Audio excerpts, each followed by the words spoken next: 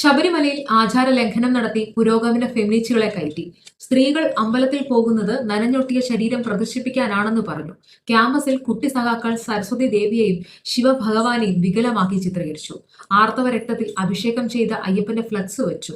അയ്യപ്പ വിശ്വാസികളായ ഹിന്ദു സ്ത്രീകളെ തെരുവിൽ വികൃതമാക്കി കാട്ടി. നവകേരള സദസ്സിനു വേണ്ടി മഹാകാലേശ്വരനെ തലയിൽ ബക്കറ്റ് കമഴ്ത്തി വെച്ച് നടുറോഡിൽ പ്രദർശിപ്പിച്ചു. ജനകീയ പ്രതിരോധ ജാഥയിൽ കോമരം തുള്ളലിനെ വികൃതമായി ചിത്രീകരിച്ചു.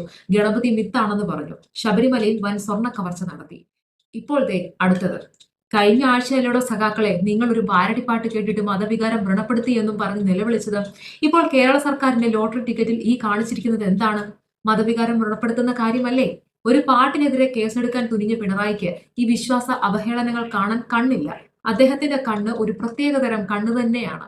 സനാതന ധർമ്മത്തെ ഏതു വിധേനയും തകർക്കുക എന്ന ലക്ഷ്യത്തോടെ പ്രവർത്തിക്കുന്നവരുടെ സംഘടിത ആക്രമണമാണ് ഈ കാലയളവിൽ കേരളത്തിൽ നടന്നുകൊണ്ടിരിക്കുന്നത്. ലൈംഗിക വൈകൃതങ്ങൾ സംസ്കാരമായി പ്രകടിപ്പിക്കുന്ന കമ്മ്യൂണിസ്റ്റ് തലച്ചോറുകൾ തച്ചുടയ്ക്കേണ്ട കാലം അതിക്രമിച്ചു കഴിഞ്ഞു. ഹിന്ദു സമൂഹം കണ്ണു തുറക്കാൻ തയ്യാറല്ലെങ്കിൽ അത് ആത്മനാശമാണ് വരുത്തിവെക്കുന്നത്. വന്ദിച്ചില്ലെങ്കിലും വേണ്ടില്ല, നിന്ദിക്കാതിരുന്നൂടെ കമ്മികളെ? ക്ഷേത്രങ്ങൾ കൈയടക്കി കൈയിട്ട് വാരുകയും വേണം, ഇതുപോലെ മെക്കിട്ട് കയറുകയും വേണം. നിങ്ങളുടെ ഈ ഇരട്ടത്താപ്പ് ജനങ്ങൾ ഇപ്പോൾ നന്നായി തിരിച്ചറിയുന്നുണ്ട്.